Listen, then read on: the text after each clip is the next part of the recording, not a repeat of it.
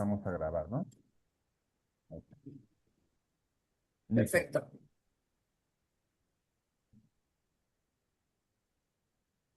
Buenos días, muchas gracias por conectarse. Vamos a esperar unos 5 minutitos para que más ingresen a la sala y iniciamos.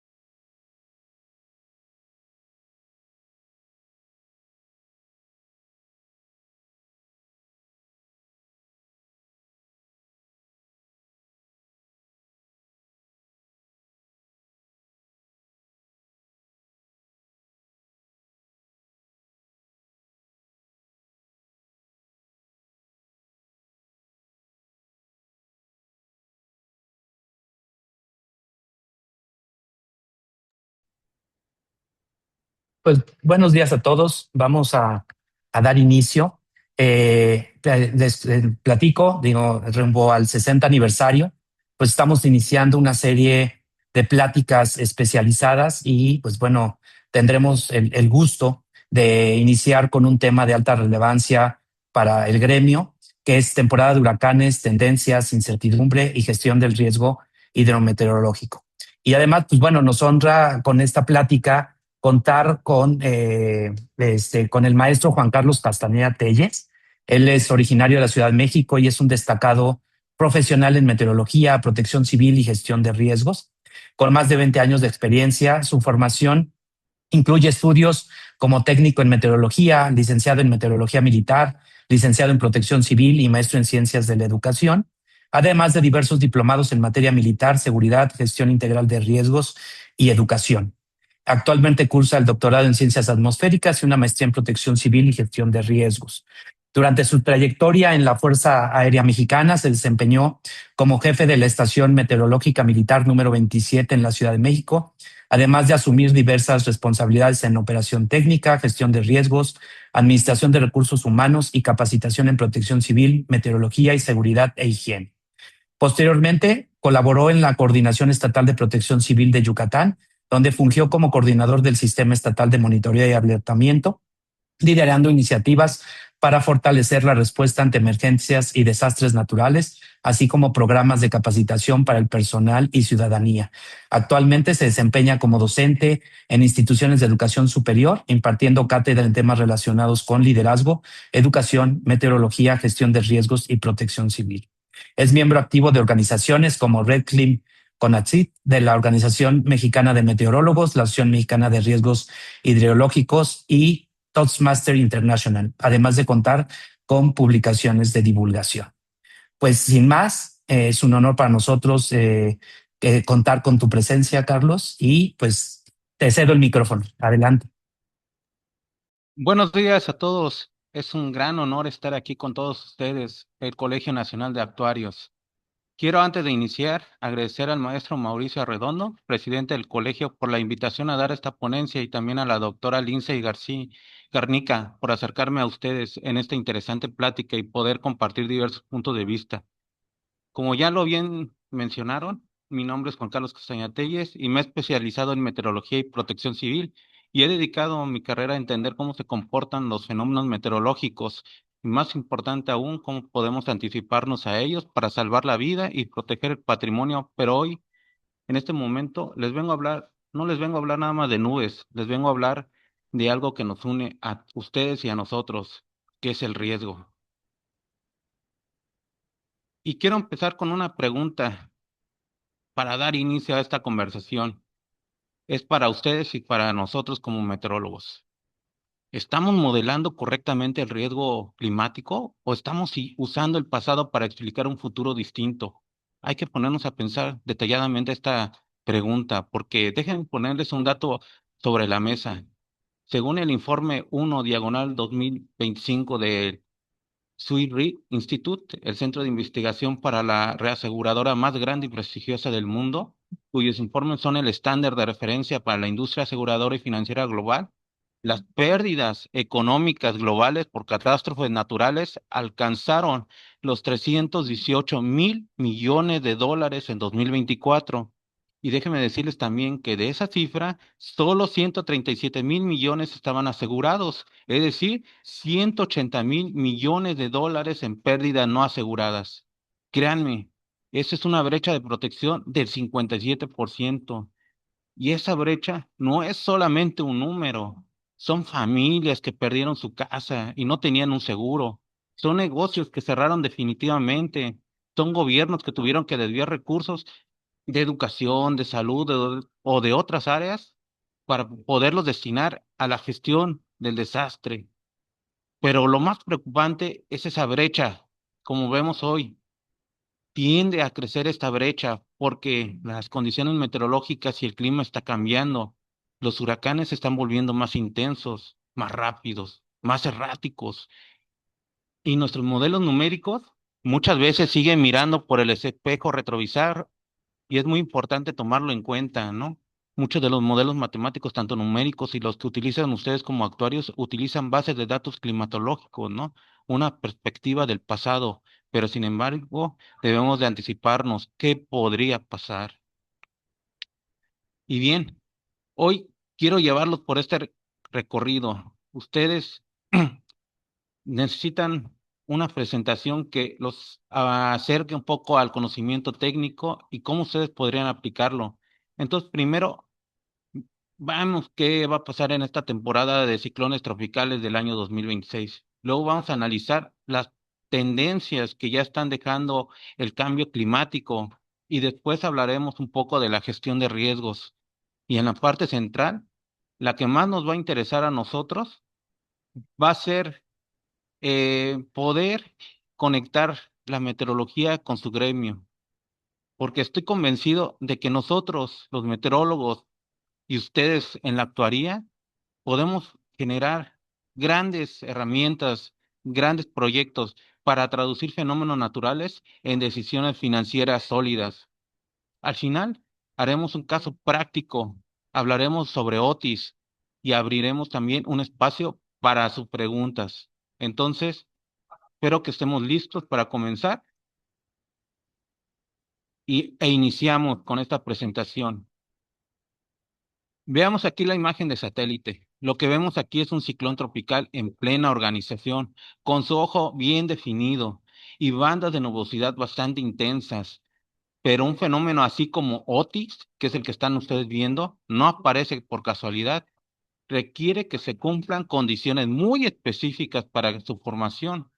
Primero, el océano debe estar lo suficientemente cálido, al menos 26 grados hasta los 50 metros de profundidad, para aportar la energía suficiente. Segundo, se necesita vorticidad y giro inicial en superficie que permita que la perturbación se organice.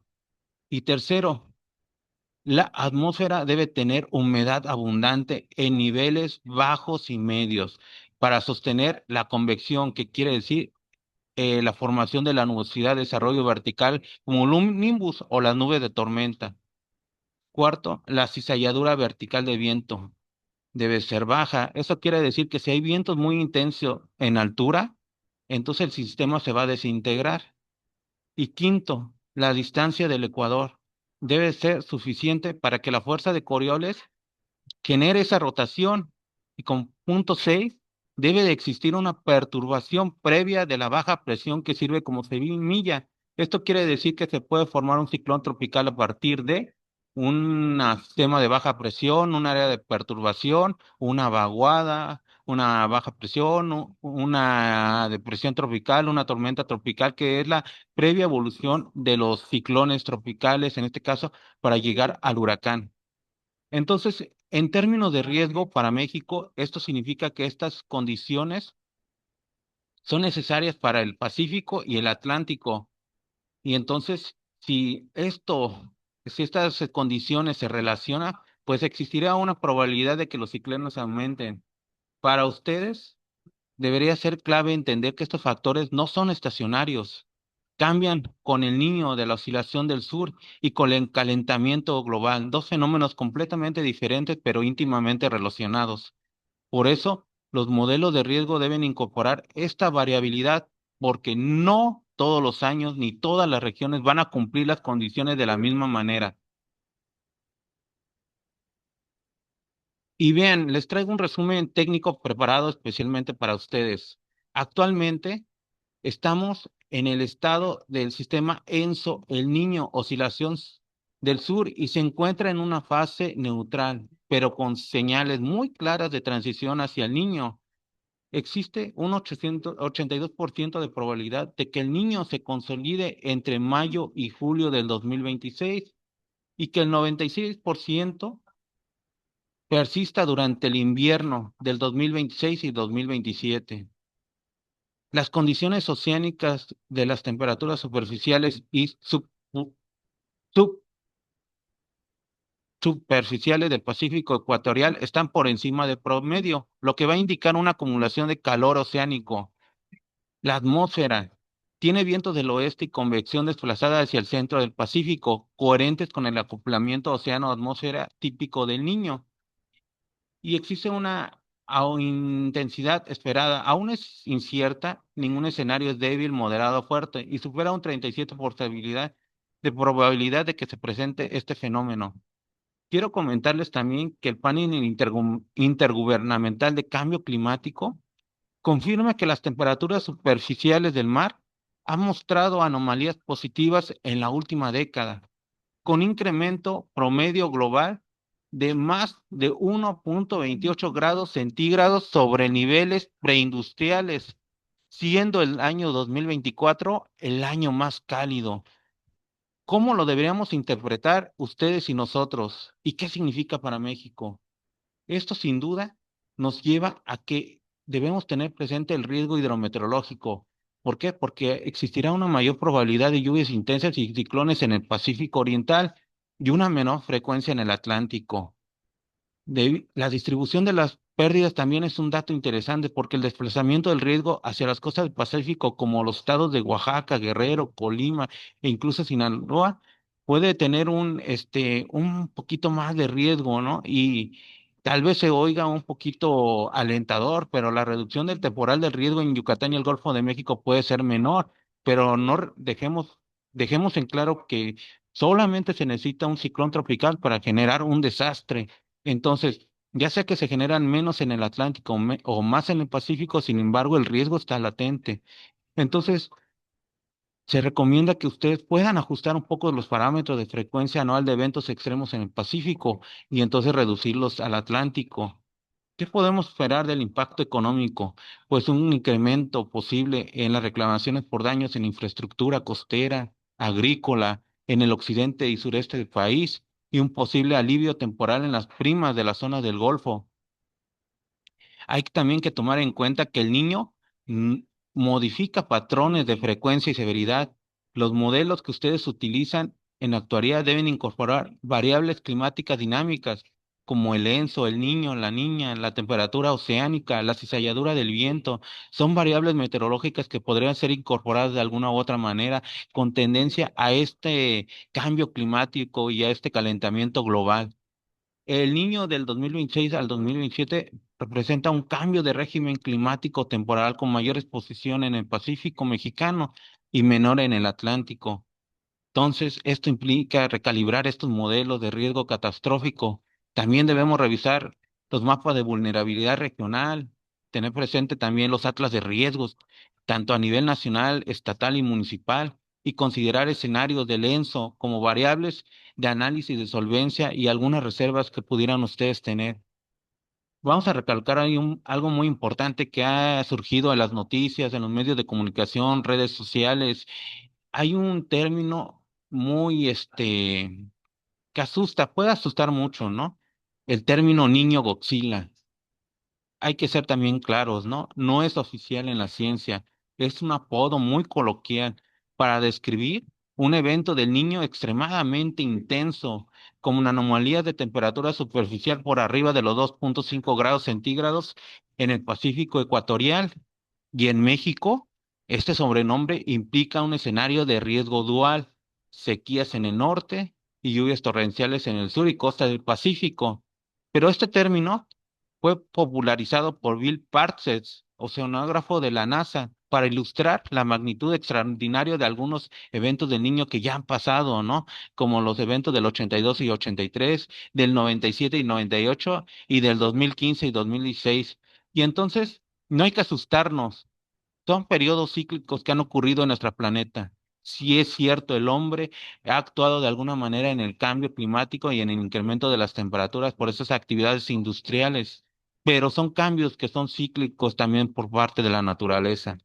Entonces, este término, así de sencillo, es coloquial y es una forma mediática para que algunas personas aprovechen esos términos para generar sensacionalismo. Entonces la clasificación del ENSO sigue siendo débil, moderado, fuerte y extraordinario. Bien, vamos a hablar ahora sobre el panorama de huracanes, pero antes de hablar de esto, primero tenemos que entender cómo funciona una temporada de huracanes. La cuenca del Atlántico tiene una temporada oficial que va del 1 de junio al 30 de noviembre y la del Pacífico ya empezó este 15 de mayo. Allí se forman estos ciclones tropicales que dependiendo de su intensidad los llamamos depresiones tropicales, tormentas tropicales o cuando superan los 119 kilómetros por hora ya los podemos llamar huracanes, huracán, del dios del viento aquí en Maya, ¿no? De ahí podemos ver que huracanes tienen otros nombres, por ejemplo, en el Pacífico también se les llama Willy Willys, en Asia les llaman tifones, ¿no? Entonces nosotros en nuestra región los llamamos huracanes. Y dentro de los huracanes, la escala Saffir-Simpson los clasifica del 1 al 5, siendo el 5 el más destructivo y el 80% de la actividad ciclónica ocurre en agosto y en octubre. También hay que tomar en cuenta un poco los productos meteorológicos que se elaboran por parte del Servicio del Centro Nacional de Huracanes de Miami, Florida. Ellos advierten que el huracán mayor es a partir de la categoría 3 y 4 y 5 y luego vamos a ver algunos productos de ellos que utilizan esos términos, huracán mayor, ¿sale? Entonces también eso debemos tomarlo presente. Bien, y ahora, ¿qué va a determinar si una temporada será activa o tranquila? Quiero decirles que hay cuatro factores como ya los indicamos anteriormente, y esto ya lo condensa como tal. La temperatura superficie del mar, agua más caliente, va a generar más energía para los huracanes. El segundo fenómeno va a ser el niño. Cuando se activa en el Pacífico, pues la fase activa va a generar una mayor cantidad de ciclones tropicales en esta región. Y cuando se activa la fase negativa o la niña, pues prácticamente vamos a tener más ciclones en el Atlántico. En este caso, el niño tiende a frenar los huracanes en el Atlántico porque aumenta esa cizalladura de los vientos en altura, vientos por arriba de 30 nudos alrededor de los 20,000, 30,000 pies, pues prácticamente va a debilitar ese ciclón tropical. El tercer factor, cuando el viento cambia de dirección o velocidad con la altura, va a desgarrar ciclones. Como número cuatro, el contenido de calor oceánico, que es como la medida de la batería térmica del mar. Pero en este momento quiero hacer una pequeña pausa y decirles algo muy importante. Algo que es necesario que siempre estemos recordando. Una temporada por debajo del promedio para el Océano Atlántico no significa que no vaya a haber riesgo. Te los digo nuevamente porque a veces tendemos con los pronósticos a un poco a relajarnos, a tranquilizarnos, pero no. Solamente se necesita un huracán o un fenómeno para afectar. En 2025, la temporada del Atlántico tuvo 13 tormentas con nombre, 5 huracanes y, pongan atención, 4 huracanes mayores. De esos 4, 3 alcanzaron la categoría 5. Sin embargo, el impacto en tierra fue limitado porque no tocaron zonas densamente pobladas. Entonces, el riesgo no se va a medir por cuántos huracanes hay, sino por dónde impactan y con qué intensidad van a llegar. Y aquí parece un fenómeno que es la pesadilla de nosotros los meteorólogos, y creo que también de parte de ustedes, la intensificación rápida. Y hay varios organismos que indican que se define como un aumento de la velocidad del viento de al menos 55 kilómetros por hora en 24 horas. Sé que se oye muy técnico, pero déjenme ponerle un ejemplo que ya nos pasó. El huracán Otis en octubre del 2023 pasó de tormenta tropical a huracán en categoría 5 en menos de 24 horas. Increíblemente, los modelos de pronóstico, todos ellos lo habían previsto como una tormenta, un ciclón tropical, un huracán de categoría 1 o 2 como máximo. Ese fue un gran error, especular. Entonces, la NOAA ha mejorado sus modelos. En 2025 implementó una actualización de su último modelo meteorológico numérico, el HAF, que logró una mejora adicional del 5% en los pronósticos de trayectoria e intensidad. Pero aún así el problema persiste, porque la intensificación rápida sigue siendo algo que solo podemos anticipar con al menos 12 a 24 horas de ventaja. Por eso quiero que se queden con esta idea nuevamente.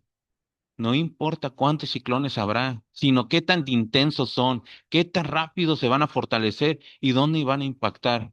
Y aunque el 2026 apunta a ser una temporada por debajo del promedio en el Atlántico, el riesgo de que un solo ciclón cause daños catastróficos no disminuye. Y ahora bien, si vamos a tener una mayor cantidad de ciclones en el Pacífico, no debemos de descuidar nuestras costas, de estar monitoreándolo, de estar pendiente de los sistemas de alerta temprana, y los gobiernos deberían de generar políticas para estar prevenidos ante esta temporada que se avecina. Bien.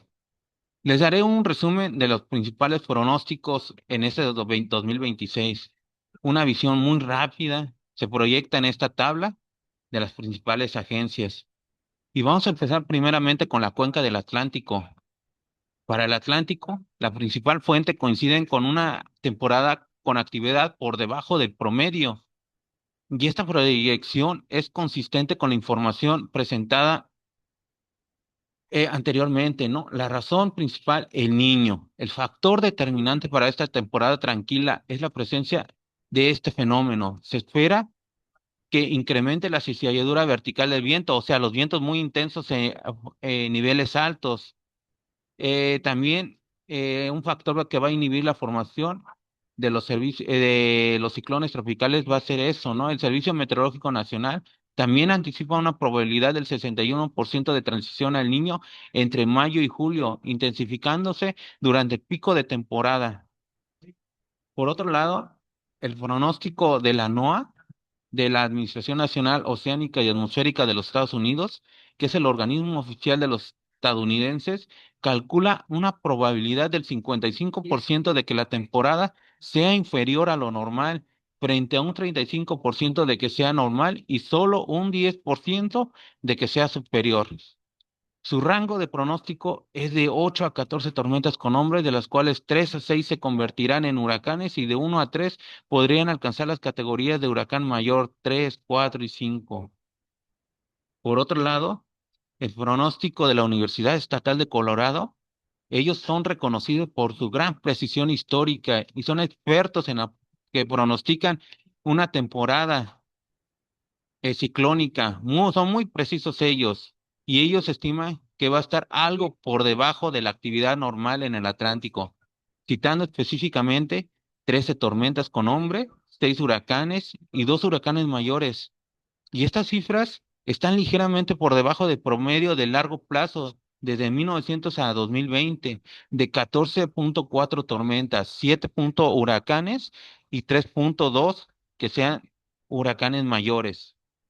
El pronóstico del Servicio Meteorológico Nacional nos dice que a través de Conagua indicó que se esperaba una temporada activa con hasta 15 ciclones en el Atlántico. Entonces, el Servicio Meteorológico Nacional también ha señalado un alto potencial para el desarrollo de estas condiciones. Entonces, creo que debemos hacer un pequeño aviso, ¿no? Importante en respecto a esta cuenca. A pesar de estas proyecciones de baja actividad, todas las fuentes enfatizan a lo mismo. Basta con que solo un huracán toque tierra para que la temporada sea devastadora. En 1992, el huracán Andrew o el más reciente Otis de 2023 nos dejaron algo clarísimo. Eventos que surgieron en temporadas con pronóstico de actividad normal o baja y se convirtieron en desastres. La atención de entonces debe centrarse en la amenaza de impactos individuales y no solamente en el número total de ciclones. Bien, ahora respecto a la cuenca del Pacífico, tenemos ahora sí aquí un escenario de alto riesgo. En contraste con el Atlántico, los pronósticos para el Océano Pacífico anticipan una temporada muy activa por encima de lo normal. El mismo fenómeno del Niño que frena los ciclones en el Atlántico los va a impulsar en el Pacífico. La razón principal es que el Niño es a la inversa. En el Pacífico, el Niño actúa de forma opuesta, reduce la cizalladura vertical del viento y al mismo tiempo eleva la temperatura superficial del mar, generando condiciones ideales para la formación de tormentas más numerosas y potentes.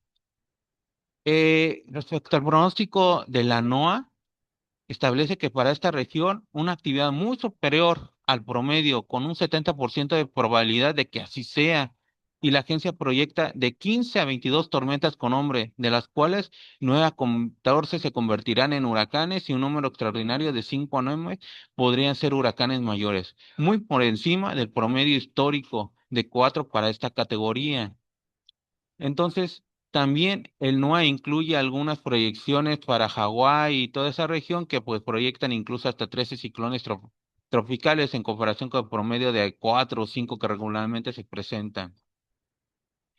En línea, en general, en los pronósticos tanto de la NOAA y del Servicio Meteorológico Nacional, indican que para la cuenca del Pacífico, una actividad muy alta. Se estima la formación en general de 18 a 21 ciclones tropicales en esta región y una cifra que va a superar al promedio histórico. Entonces es importante tomarlo en cuenta, ¿no? Y que esto que va a representar para México y para incluso para el suroeste de los Estados Unidos, este pronóstico va a representar una amenaza directa para las costas del Pacífico mexicano. Además, va a aumentar la actividad y combinado con las temperaturas oceánicas extremadamente cálidas, ojo, hay que estar siempre pendiente con las anomalías de temperatura que se presentan en la región del Istmo de Tehuantepec. En esa región siempre hay que tomar muy en cuenta cuánto está la temperatura y cuánto es la anomalía que se presenta, porque eso va a elevar el riesgo de las tormentas remanentes que pueden impactar en esta región, ¿no? Bien.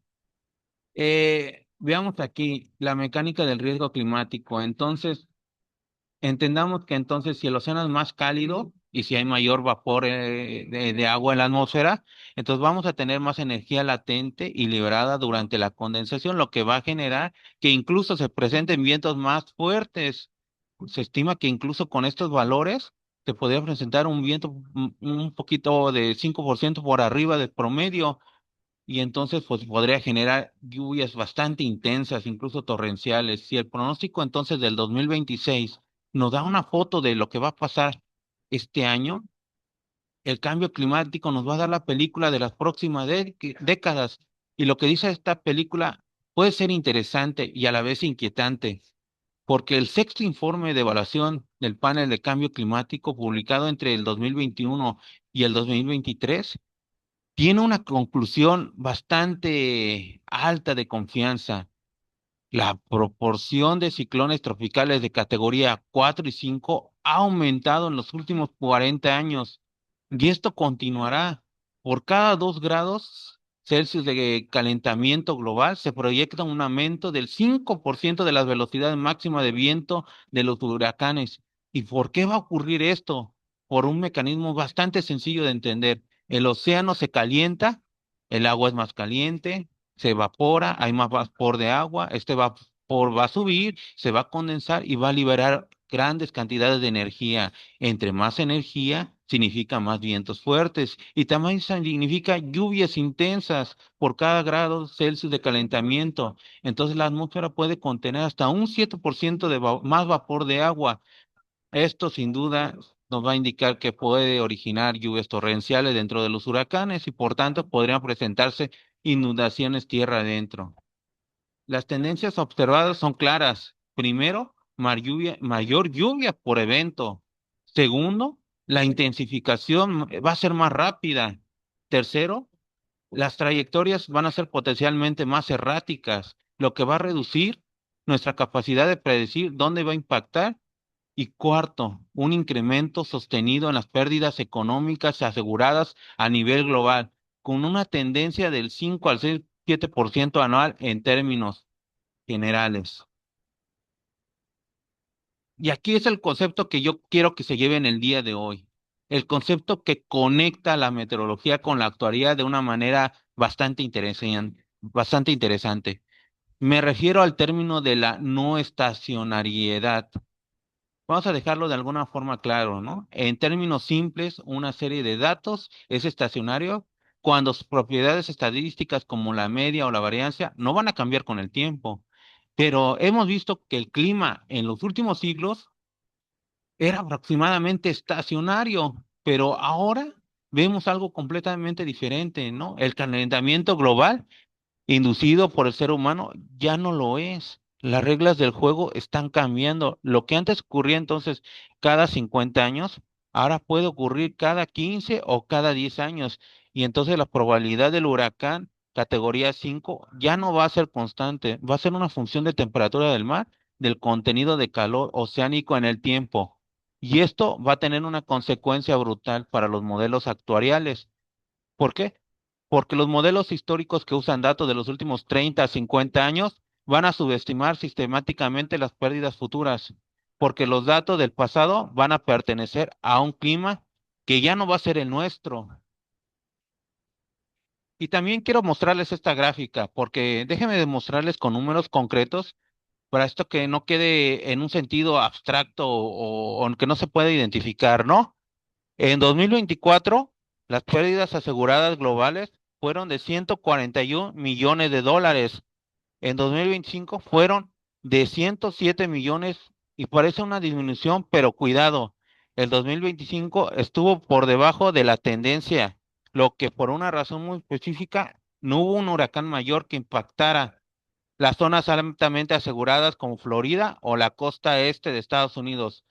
Pero Swiss Re, la aseguradora más importante, nos indica que existe una proyección en el 2026 para que estas pérdidas aseguradas volvieran a ser una tendencia y se espera que alcancen aproximadamente los 148 millones de dólares. Y ojo con este dato, porque esta aseguradora modela que en un escenario de pérdida máxima con periodo de retorno de 10 años, las pérdidas aseguradas podrían alcanzar los 320 mil millones de dólares. Eso va a ser más del doble que los peores años registrados hasta ahora. Y esto quiere decir algo para América Latina, que la situación se va a volver aún más grave. En 2024 ocurrieron 26 catástrofes naturales que resultaron en 11.6 mil millones de dólares en pérdidas económicas. De esta cifra, solo 1.5 mil millones estaban aseguradas, una brecha de protección superior al 87%. Entonces, el mensaje es claro para hasta este punto, ¿no? El pasado ya no puede ser un buen predictor del futuro. En riesgos hidrometeorológicos, la estacionariedad del riesgo es una realidad que los modelos actuariales deben de incorporar. Entonces, por eso hemos hablado de lo que viene y ahora hablaremos de cómo nos vamos a preparar para ello, o mejor dicho, de cómo deberíamos de prepararnos, porque en gestión de riesgo hay una fórmula fundamental que ya conocen. El riesgo es igual al peligro multiplicado por la exposición multiplicado por la vulnerabilidad. Si alguno de estos factores es cero, el riesgo es cero, pero si los estrés están presentes, el riesgo existe y hay que gestionarlo. El peligro es el fenómeno natural en sí mismo.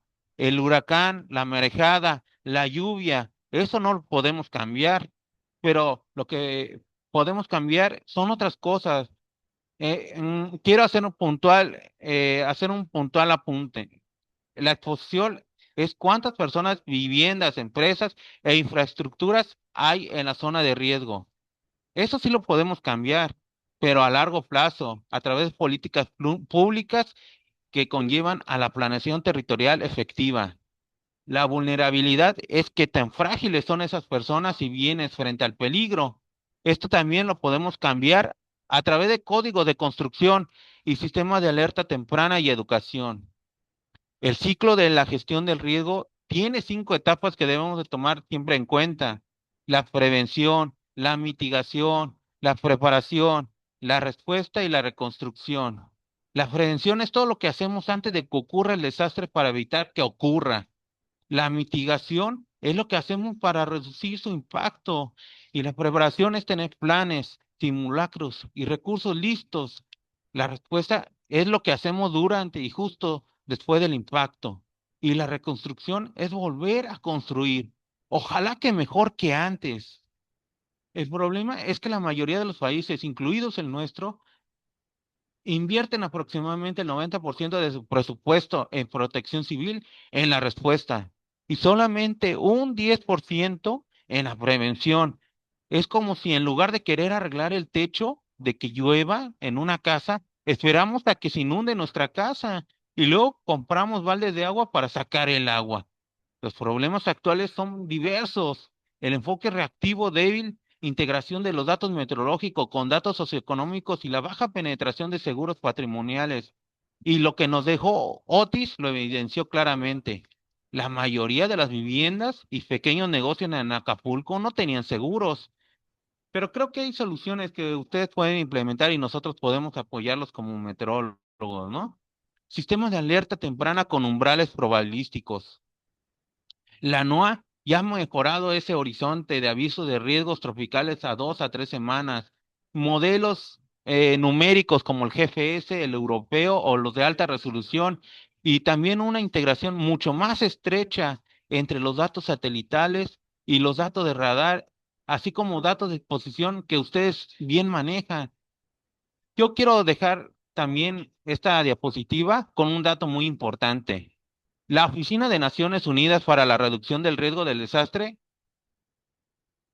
ha validado en múltiples estudios que es mejor invertir un solo euro en prevención y ahorrar 7 en respuesta.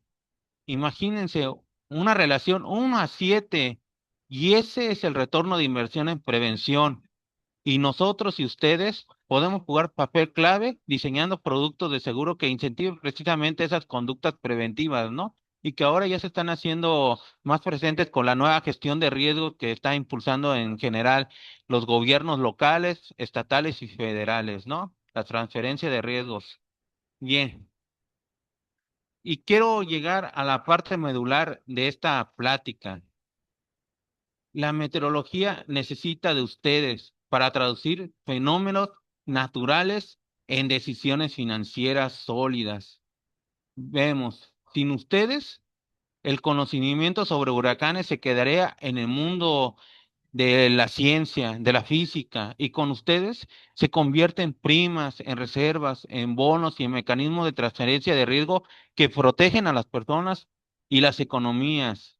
Y veamos la tabla, porque aquí es donde voy a desarrollar 5 conceptos clave que van a conectar directamente con su trabajo. El primer concepto, la no estacionalidad, que ya lo hemos venido mencionando mucho, ¿no? Pero quiero profundizar un poquito más. Los modelos actuariales tradicionales suponen que el pasado es un buen predictor de futuro según los modelos actuariales para la mayoría de los riesgos. Eso es cierto. Para el riesgo climático ya no lo es. Por eso, una de las fronteras más avanzadas de la investigación que ustedes ahora actualmente están desarrollando es el desarrollo de nuevos modelos. Permítanme un segundo.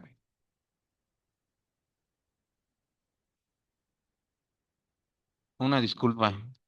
Eh, de las fronteras más avanzadas de su investigación que actualmente están desarrollando es crear o desarrollar modelos de cola pesadas no estacionarias, específicamente el uso de valores extremos generalizados. Considero que estos parámetros, en función de las variables extremas como la temperatura superficial del mar o el calor oceánico, pueden ayudar a calibrar estos modelos. Y si se quedan con una JEP tradicional o subestiman el riesgo, pues probablemente va a ser un factor de 2 o 3 o inclusive más. Podría haber un error, ¿no? Porque usar el pasado actualmente, yo creo que ya es necesario utilizar conceptos de lo que podría pasar en el futuro, ¿no? El segundo concepto es el seguro paramétrico, como lo que estamos viendo en pantalla, ¿no? Este tema supongo que es apasionante para ustedes porque va a representar un cambio de paradigma, ¿no? Un seguro tradicional, cuando ocurre un siniestro, regularmente la aseguradora envía a un ajustador para evaluar los daños. Este proceso puede llevar meses o semanas. El pago se basa en el daño efectivamente demostrado, pero en un seguro paramétrico como lo que estamos viendo en pantalla, cuando se cumplen ciertas condiciones objetivas medidas por una fuente independiente, por ejemplo, la presión por debajo de los 950 pascales o que se presente una cierta intensidad de lluvia o una cantidad de precipitación específica dentro de un área geográfico, pues va a justificar el pago y se va a disipar automáticamente el pago, incluso hasta menos de 48 horas sin necesidad de un ajuste de pérdidas. Entonces, es necesario empezar a ver y a cambiar nuestra perspectiva, a cambiar del seguro tradicional, a lo mejor pasar al paramédico y pues ya vemos que los bonos catastróficos ahora ya son lo que se está utilizando para la gestión del riesgo. Hablando de los seguros paramétricos, vamos a hablar un poquito sobre esto, ¿no? Porque tienen una gran ventaja, tienen una liquidez inmediata y no dependen solamente de ajustadores ni de descriptores ni de inspecciones físicas. Se activan automáticamente cuando estos parámetros meteorológicos y climáticos superan un umbral. Y la desventaja es el riesgo base, porque perdón, eh, la desventaja va a ser el riesgo base, que el parámetro se active sin que haya daño real o que haya daño en el parámetro que no se active. Por eso, el trabajo actuarial es parte fundamental para calibrar estos disparadores y minimizar el riesgo. Quiero mostrarles este ejemplo, ¿no? Es algo que extraje y que se me hizo muy interesante para poderlos compartir con ustedes. Vemos aquí que el Fondo de Seguro de Riesgo Catastrófico del Caribe ha realizado desde el 2007 más de 80 pagos por 462 millones de dólares. Y en octubre de 2025, el huracán Melissa devastó Huracán. Durante el día cero, el huracán impactó y paralizó la infraestructura vial. Imposible enviar ajustadores en ese momento, ¿no? En el día 2, los parámetros de presión y viento confirman la activación automática del contrato. Y para el día 14 se completó la transferencia de bonos. ¿Esto qué quiere decir? Que en menos de 2 semanas Jamaica recibió 91.9 millones de dólares, 70.8 millones por su póliza de ciclones tropicales y 21.1 millones por exceso de lluvia, que fue el pago más grande en la historia de este organismo.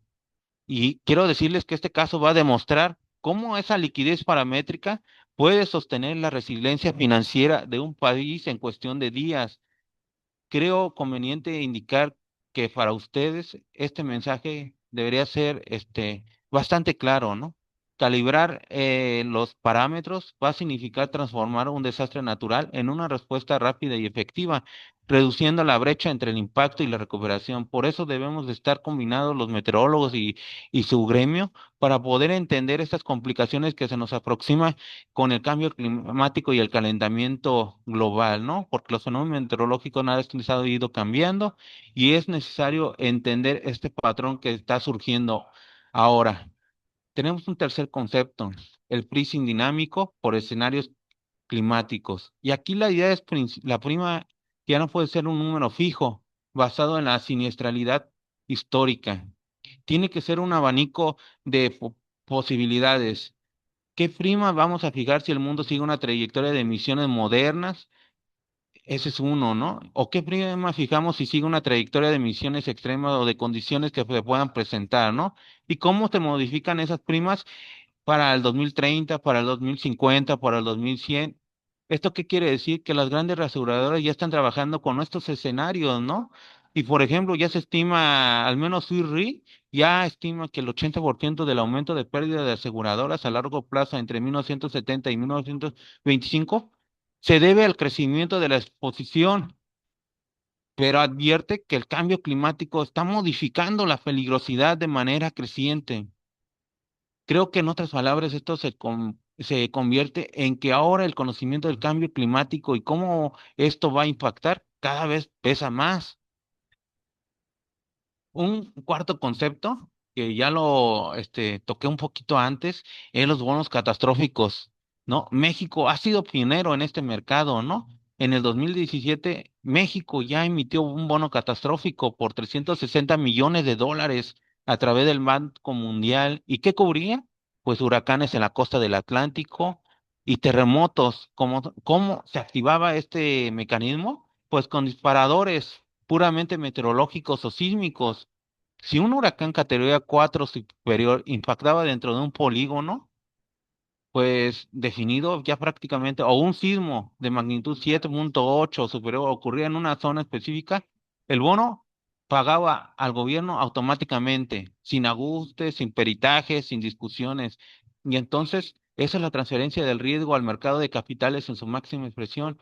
Y creo que aún tenemos todavía mucho por construir. Se necesita que la ley de protección civil y gestión de riesgos que está siendo ya analizada y que ya se está proponiendo y que sea implementada en los estados y los municipios, porque actualmente, aunque algunos estados ya tienen dentro de su normativa este fundamento para poder adquirir estos bonos catastróficos, lo cierto es que al menos en varios municipios, yo diría que más del 60% de los municipios o más inclusive, no cuentan ni con la legislación mínima necesaria para poder activar estos mecanismos, ¿no? No se cuenta con reglamentos de protección civil, reglamentos de construcción, entre otras demás normativas que pueden ser adyacentes. Entonces, es un reto que el gobierno y sociedad debemos de nosotros luchar para lograr que se pueda implementar ciertos mecanismos para aliviar de alguna manera los desastres. En este caso, los bonos catastróficos es un buen apoyo porque actualmente pues la federación ya está dejando la responsabilidad y está dejando el lado paternalista para que cada una de las entidades pues se haga responsable en las medidas de sus capacidades. Hay un riesgo compartido. Este es el quinto concepto que les quiero compartir. Los meteorólogos y ustedes enfrentamos los mismos problemas. La incertidumbre profunda en nuestras proyecciones matemáticas, los modelos matemáticos que ustedes manejan y los que nosotros visualizamos para poder conocer la intensidad y la trayectoria de los ciclones tropicales, pues es un gran reto. Eventos extremos con colas cada vez más pesadas, falta de datos históricos confiables en regiones vulnerables, pues generan esa gran incertidumbre y un fenómeno nuevo está apareciendo, las pérdidas récord por riesgos secundarios. Déjenme decirles que en el año 2025 los riesgos secundarios también son parte fundamental de todo esto que estamos viendo. Las inundaciones, las tormentas convectivas severas, los incendios forestales, ya representan el 92% de las pérdidas aseguradas globales. Es decir, que los grandes huracanes ya no fueron los protagonistas, fueron eventos más pequeños, pero más frecuentes, lo que acumularon la mayor parte de los siniestros. Y si ustedes han visto, ya es más común que a cada rato se publique que estamos en una onda de calor, ¿no? Que superemos el promedio de la temporada el promedio de temperaturas para un cierto periodo en una región determinada y que se active el protocolo para emitir alertamientos por olas de calor, ¿no? Por ondas de calor. Entonces, pues hay que tomarlo en riesgo porque eso se traduce finalmente en un riesgo que son incendios forestales, ¿no? Y veamos que independientemente que se forme un ENSO niño, pues va a generar hasta cierto punto algunas condiciones de sequedad para lo que es la península de Yucatán. Este es un ejemplo propio de aquí, ¿no? Entonces, pues debemos entonces que podemos aportar algo. Ustedes como actuarios, pues considero que todos podemos aportar, ¿no? Podemos integrar modelos climáticos y podemos asociarlo con sus modelos actuariales, desarrollar en conjunto modelos esquema de aseguramiento climático y una formación conjunta. Déjenme decirles que yo estoy muy contento y muy agradecido de poder estar aquí con ustedes, porque imagínense que podamos seguirnos acercando el gremio meteorológico y ustedes actuarios para que uno aprenda del idioma de otro, ¿no? Porque regularmente tenemos idiomas ligeramente diferentes, pero nos une algo, ¿no? El riesgo. Y quiero lanzarles una pregunta.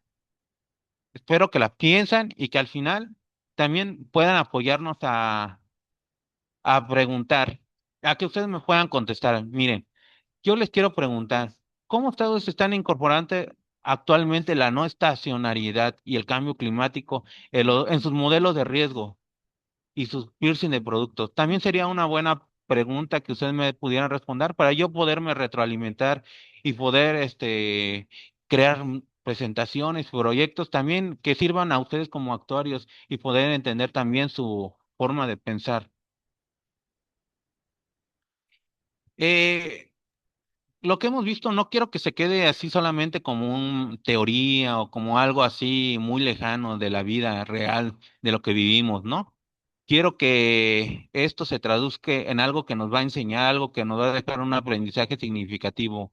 Y quiero enseñarles lo que pasó con Otis. Veamos. Otis se formó el 22 de octubre del 2023 como una depresión tropical al sur del Golfo de Tehuantepec. En cuestión de horas, evolucionó a tormenta tropical y contra todos los pronósticos inició una intensificación muy rápida. En menos de 24 horas pasó de tormenta tropical con vientos de 85 kilómetros por hora a un huracán categoría 5 con vientos de 270 kilómetros por hora y una presión mínima de 922 milibares. El 25 de octubre impactó directamente en Acapulco, convirtiéndose en el ciclón más potente que ha tocado en tierra en el Pacífico, incluso superando al huracán Patricia. Lo más crítico fue que los modelos oficiales apenas 16 horas antes proyectaban un impacto como huracán categoría 1. La realidad fue un escenario de pesadillo. Todos ustedes conocerán todo lo que pasó, ¿no? El huracán categoría 5 golpeó la ciudad, afectó a la población, se vieron daños que no se habían visto en bastante tiempo, se vio la vulnerabilidad de los medios de comunicación para poder informar oportunamente y en forma tangible a la sociedad. Vimos que mucha gente no hizo caso de los avisos, a las alertas. Puede ser que una culpa tenga el gobierno y una culpa tengamos también la población y una culpa también nosotros como meteorólogos de que lamentablemente pues no hemos podido saber comunicar el riesgo, ¿no? Y esto es algo que nos ha llevado a crear nuevos mecanismos para la gestión del riesgo, ¿no? La comunicación del riesgo debe ser efectiva dentro de los sistemas de alerta temprana. Entonces, para ustedes actuarios, Otis es un gran ejemplo claro de la no estacionalidad del riesgo. Los modelos tradicionales no anticipan la magnitud de la intensificación rápida. El cambio climático no necesariamente genera más huracanes, pero sí los va a hacer más destructivos y menos predecibles. Esto obliga a replantear los supuestos de frecuencia y severidad en los modelos de riesgo. Eh, Van a integrar diversas variables, ¿no? Como la temperatura oceánica, la cizalladura del viento, y en conclusión, pues prácticamente Otis no solamente fue una tragedia humana y económica, sino que también es una advertencia. El riesgo climático en México está cambiando y requiere nuevas metodologías actuariales y también en la gestión de riesgos, también los meteorólogos, también los tomadores de decisiones a niveles gubernamentales para, para anticipar escenarios para anticipar escenarios extremos. Otis es el ejemplo más claro de cómo estadísticamente improbable puede ocurrir. Se formó el 22 de octubre de 2023 como depresión tropical. Entonces, ¿qué falló? Los modelos del Centro Nacional de Huracanes, los modelos de la NOAA y todos los modelos internacionales pronosticaban que Otis llegaría como categoría 1 o 2. El resultado, pérdidas de más de 30 millones de pesos en sumas aseguradas. El tercer siniestro más grande en la historia de México y pérdidas económicas totales entre los 15 y 16 mil millones de dólares. Y Acapulco nunca había recibido un huracán categoría 5, lo que llegó a subestimar el riesgo y a evidenciar la vulnerabilidad de la infraestructura urbana y turística. Ya hemos visto bastantes ejemplos en las noticias de lo que pasó, ¿no? Mucha gente lo tomó como si no fuera a pasar nada. Y ya hemos visto que la continua desinformación, la continua falta de protocolos de seguridad, la continua falla de los sistemas de alerta temprana ya nos ha traído tragedias también recientes, ¿no? El caso de Poza Rica. Y entonces, pues prácticamente, una disculpa, prácticamente las lecciones que nos deja van a ser contundentes, ¿no? La prevención va a ser compartida. El seguro patrimonial debe exigir y premiar la resiliencia estructural.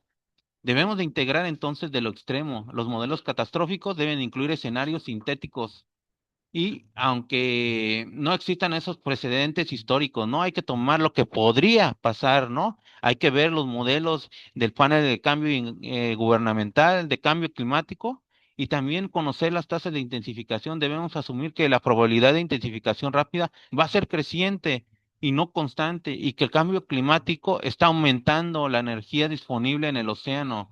Entonces, quiero decirles también que la no estacionalidad del riesgo esos promedios históricos ya no bastan. Necesitamos modelos dinámicos que integren variables oceánicas, atmosféricas, que las integran a los modelos que ustedes utilizan. Creo que también que el impacto actuarial puede definir un solo evento, la distribución de pérdidas en todo el año, y nos obligaría a recalibrar los supuestos de frecuencia y severidad en los portafolios. Entonces, Otis no solamente fue una tragedia humana y económica, sino una gran advertencia para todos nosotros. Incluso la infraestructura científica como la de los Estados Unidos puede fallar. El riesgo climático en México está cambiando y existen nuevas metodologías que podemos implementar ustedes y nosotros en escenarios extremos. Y aquí viene la lección más importante. Como bien lo he señalado, algunas aseguradoras, o en este caso lo que voy a citar de Modis, prácticamente el huracán Otis probablemente contiene las lecciones más importantes para cualquier modelador de riesgo y para cualquier gestor del riesgo, ¿no? Las aseguradoras pues pueden tener en cuenta que cualquier otra tormenta como huracán Andrew o el huracán Otis van a aparecer. Puede ser que se presenten en próximos años o en las próximas décadas, pero nunca hay que dejarlo a una estacionalidad. La principal lección entonces es que no se puede confiar ciegamente en el pasado, en los registros históricos. Acapulco, claro ejemplo, nunca había recibido un huracán categoría 5, pero eso no significó que no pudiera ocurrir.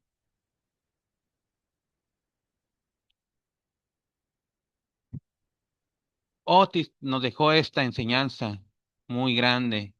Los modelos fallan, modelos meteorológicos fallan, protocolos fallan, sistemas de gestión. Es un área de oportunidad que podemos tomar en cuenta para lograr el éxito, para mejorar nuestros actuar y para poder crear nuevos mecanismos para ustedes, para crear nuevos productos que puedan servir a la población. Entonces, los avisos, no quiero entrar mucho en detalle sobre si el gobierno actuó bien o actuó mal. Finalmente se vio que hubo fallas. Y déjeme decirle que de esas fallas salió algo muy importante. En abril del 2025, la Asociación Mexicana de Instituciones de Seguros, que agrupa prácticamente a todas las aseguradoras, en colaboración con la Red Empresarial de Resiliencia, que es apoyada por la ONU, y el Consejo Coordinador Empresarial del Estado de Guerrero, publicaron un decálogo de aprendizaje tras Otis. Yo quiero nada más destacar tres puntos muy importantes que ustedes y nosotros debemos tomar en cuenta, ¿no? La primera es la prevención. Es responsabilidad de todos. Los seguros deben de diseñarse para incentivar conductas preventivas, no solamente para pagar después. Los modelos de catástrofe deberían de incluir escenarios extremos. Lo que se consideraba imposible, ahora puede ser posible. La intensificación rápida es el nuevo desafío. Los modelos deben incorporar tasas crecientes de intensificación y no asumir que la probabilidad es constante. Y aquí, esta pregunta también se las quiero dejar. A la luz de lo que pasó con Otis y sabiendo la frecuencia de intensidad de estos eventos extremos, ¿podría aumentar en un clima cambiante? ¿Cómo deberían ajustarse entonces las primas, las reservas técnicas y los modelos de riesgo catastróficos para reflejar esta nueva realidad no estacionaria? Porque una cosa es cierta, todo el aparato científico está logrando pasos agigantados para lograr conocer la intensificación rápida. Se integran nuevos modelos numéricos, se integra información, se acopla la información entre el Centro Regional de Monitoreo de Huracanes, que prácticamente para la región norte de Norteamérica es los Estados Unidos, y que comparte la información con nosotros, con México, y nuestro servicio meteorológico a su vez emite los avisos y alertas respectivos. Pero, ¿esto es suficiente? Hemos visto que la comunicación del riesgo ha fallado. Hemos visto que los sistemas de alerta temprana, aunque tienen expertos en el área de protección civil, a veces no tienen meteorólogos. Entonces, ¿quién es el que revisa la información meteorológica y quién puede dar la opinión técnica? Verifiquemos en cuántas coordinaciones municipales hay al menos un metrólogo. Déjenme decirles que las cifras son de tristeza, a veces no hay nadie. Y entonces, ¿quién entiende y quién puede apoyar al tomador de decisiones a tomar y a generar protocolos para atender el riesgo? Pues créanme que hay poca gente, ¿no? Y no basta con que venga la información de nivel central. No, se necesita que también los meteorólogos estemos en todos los ámbitos, y es por eso que yo quiero agradecer aquí al colegio por todas sus facilidades para que yo pueda impartir esta pequeña plática, conversatorio, y que nos llevemos algo muy importante, ¿no? Que finalmente Protección Civil, gestión de riesgo y ustedes en la actuaría, pues tenemos algo en común, el riesgo, y es fundamental apoyarnos los unos a los otros, cada quien desde nuestro ámbito de acción, y pues prácticamente entender multiplicidad que debemos de tener para poder generar nuevos productos que apoyen a la sociedad que desde mi punto de vista es por el que yo me debo a ellos y creo que ustedes también en algún punto dado. Sin más, doy por cerrada esta plática y les quiero agradecer a todos y a cada uno de ustedes por haberme escuchado durante esta hora. Muchas gracias. Muchas gracias, Carlos. Gracias por tu excelente presentación. Si alguien quiere hacer una pregunta, la puede escribir en el chat. Solamente tenemos un comentario de Eduardo Sandoval que nos dice: buen día. Sí, el paramétrico es muy bueno, pero hay que tener en cuenta dos puntos importantes: la calibración del modelo y que el agente de cálculo sea una entidad independiente. Es lo que nos comenta Eduardo. Claro que sí, ¿no? Por eso ustedes son los expertos. Ustedes deben tomar en cuenta todas las variables que puedan existir para generar estos nuevos modelos. Sin duda, ustedes son los expertos en el área. Lo que nosotros podemos aportar son esos datos históricos y esos datos que se van generando nuevamente con ese cambio climático y calentamiento global. Sin duda, créanme que aportar un poquito esta información y que les pueda servir a sus modelos, créanme que eso va a ser fundamental para que ustedes crean esos productos que son necesarios para poder atender a la población y hoy.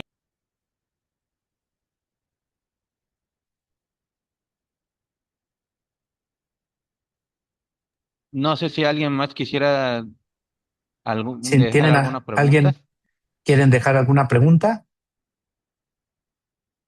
si, si no hay preguntas, digo nada más, aprovecho recordarles que la plática es una hora de educación continua y ya se les estará enviando el examen correspondiente porque son sujetas a evaluación. Y sin Sí, más, pues le quiero agradecer. ¿Ahí vas a comentar algo, Marta? sí, iba a comentar nada más que de parte de Claudia Vázquez, le dice al maestro: excelente presentación, muchas gracias. Y también Jessica Baltazar, muchas gracias. Y Lilian Jaramillo, también gracias por la presentación. Muchas Muchas gracias gracias. y pues nada, me queda agradecer a Carlos Castañeda por su valiosa y oportuna charla. Creo que el tema de hablar de huracanes no solo es hablar, como ya nos decía, de clima, sino también de incertidumbre, prevención, resiliencia y obviamente para todos los que dedicamos a temas de actuaría y gestión de riesgo, pues son temas especialmente relevantes porque pues, nos recuerdan mucho que detrás de cada modelo pues vamos a encontrar realidades humanas, económicas y sociales que debemos de proteger. Y como ya les comentaba, bueno, con esta plática iniciamos nuestra serie de charlas por el 60 aniversario y pues esta plática pues conecta mucho con nuestra profesión ante los grandes retos de nuestros tiempos, ¿no? Que es la gestión integral del riesgo. Muchas gracias a todos los que asistieron y nuevamente muchas gracias, Carlos, por tu valiosa participación y plática. Sí, muchas gracias a cada uno de ustedes. La verdad es que estoy muy contento por haber podido participar, poder exponer un poco sobre lo que nos espera para esta temporada de ciclones tropicales, tanto en el Pacífico como en el Atlántico, y haber podido, poder llegar un poquito a entender algunos de los conceptos que ustedes muy bien manejan, ¿no? El chiste de todo esto es que nosotros y ustedes podamos llevar una coordinación y que podamos aportarnos los unos a los otros para mejorar esos productos que son necesarios. Muchas gracias por todo. Muchas gracias, Carlos, y muchas gracias a todos y que tengan Sí, excelente día. oigan, Sí. perdón, nada más, Santiago Gómez Castro levantó la mano. No sé, Santiago, si pudieras mandarnos tu mensaje, digo, ya estamos, son 11:40, es, pero le podemos hacer llegar al maestro tu duda, inquietud o comentario y te responderá. Ah, ahí está, creo Ah, que ya. Santiago Gómez Castro. A ver, sí, Santiago. Sí, está bien, sin tema. Ah, ¿no quieres hacer la No, pregunta? adelante de Rápido. una vez, sí, ya que Adelante. estás aquí. Ah, ok. Del tema, cuando hablaron de la parte de Otis, ¿no? Y vieron que de lo que ya sabemos, ¿no? En el sector, que de entrada venía como una depresión tropical y después, conforme fue pasando el tiempo, se hizo hasta un huracán 5. Ahí, ¿qué, qué podemos hacer hoy en día Más allá ahorita de las pérdidas, materiales, etcétera, que es para lo que nos dedicamos, como para poder alertar a nivel gobierno que puedan hacer algo para que la población vulnerable pueda salir un poco antes, dado que, conforme lo que hemos visto a lo largo de esta historia de las noticias, en teoría se indica que no se pudo alertar antes, dado que, pues fue de improviso todo ese tema y que en la madrugada, que cuando pudieron haber cerrado los muelles a la navegación e incluso que dijeran que las embarcaciones se pusieran seguras, todavía se pudieron mover estas personas y bueno, hay varias ahí historias trágicas donde por mover sus embarcaciones de un lugar a otro, es ahí donde les llegó el huracán en la madrugada y hubo varios fallecidos. Básicamente es eso. Sí, muchas gracias. Fíjese que es algo muy interesante, ¿no? Porque si bien a nivel federal se emitieron los alertamientos y los avisos correspondientes, ¿qué pasó a nivel local? Se vio una vulnerabilidad en los sistemas, en el sistema de alerta temprano a nivel estatal y nivel municipal. ¿Por qué? Porque subestimaron el riesgo. Hay una máxima que nosotros tenemos en meteorología que no importa la intensidad del fenómeno, ya sea una depresión, una baja presión, una tormenta tropical o un huracán. Hay que tener presente que va a generar un riesgo. Quiero hacer una comparación. Por ejemplo, hace algunos años la tormenta tropical Cristóbal que afectó la cuenca entró por el Pacífico y se metió al Golfo de México y que afectó varios días la península de Yucatán. Fue una tormenta tropical que estuvo estacionaria y que generó grandes cantidades y se activaron los protocolos de emergencia. Se declaró emergencia y se envió ayuda, pero se llevó un seguimiento. Ahora bien, respecto a Otis, ¿cómo podemos fortalecerlo? La ONU dice claramente que para los sistemas de alerta temprana debemos de conocer el riesgo. El riesgo era el ciclón tropical en cualquiera de sus categorías. Otra, debemos de conocer, aparte de conocer el riesgo, debemos de estarlo monitoreando constantemente. El tercer riesgo es la comunicación del riesgo. Y el número cuatro es activar los protocolos adecuados para gestionar ese riesgo. Entonces, déjenme decirles que es un poco de todo, ¿no? Porque si bien vimos que no quiero echar la culpa a los gobiernos, pero es cierto que subestimaron el fenómeno, ¿no? Como población, ¿qué podemos hacer? Como población, mantenernos más alerta de las fuentes oficiales de información. Si bien sí existía la información, sí existían los avisos en las fuentes tempranas, a lo mejor lo que faltó es una comunicación real del riesgo, indicar por parte de las autoridades estatales y municipales bueno, ahí viene el ciclón, hay que estar alerta, conforme el sistema de alerta temprana por ciclones tropicales, por colores, estar en los medios de comunicación, ya sea radio, televisión, internet, constantemente, la gente va a estar atenta. Otra, Otis dejó claro que es necesario tener especialistas también en los sistemas de alerta temprana.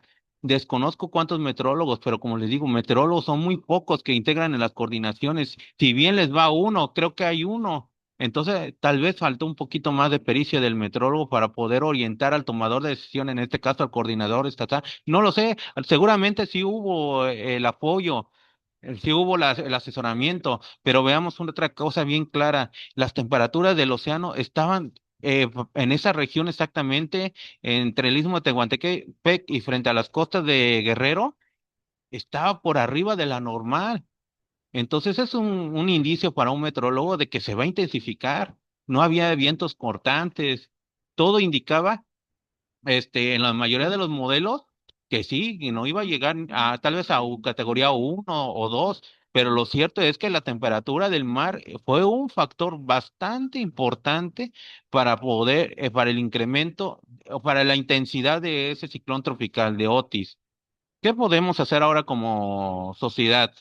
Como sociedad, informarnos, estar pendiente de las actualizaciones de protección civil y yo creo que en el medio de la actualidad seguir estudiando estos casos estudios, ¿no? El por qué se originaron estos fenómenos meteorológicos con conceptos claves que puedan aportar a su gremio, ¿no? La estacionalidad ya vimos que no fue un factor predominante porque algo que nunca había pasado, pasó. Y entonces como sociedad, gobierno y otras entidades como ustedes, los actuarios, pues debemos integrarnos para juntos protegernos, porque finalmente protección civil somos todos, ¿no? Y todos debemos estar apoyándonos. Entonces, pues es un poquito de todo. Falta de protocolos, falta de la comunicación del riesgo, dejar a un lado la idea de la severidad y enfocarnos en otras cosas, ¿no? Y creo que fue un poquito de todo lo que pasó. Pero esperemos que la gestión de riesgo vaya evolucionando y que lo que pasó, aprendamos de esas lecciones y que no vuelva a pasar lo que pasó con Otis y lo que recientemente pasó también ahí en Poza Rica. Casos lamentables que seguramente con una gestión integral del riesgo adecuada pudimos haber aminorado los riesgos, aminorado las consecuencias del desastre. Es cuanto. No sé si con eso quedó atendida tu pregunta. Sí, muchas gracias, Juan Carlos. Gracias. Pues muchas gracias, Juan Carlos, y les agradecemos a todos su participación y que tengan un excelente día. Gracias. Hasta luego. Que tengan buen día. Hasta luego. Gracias.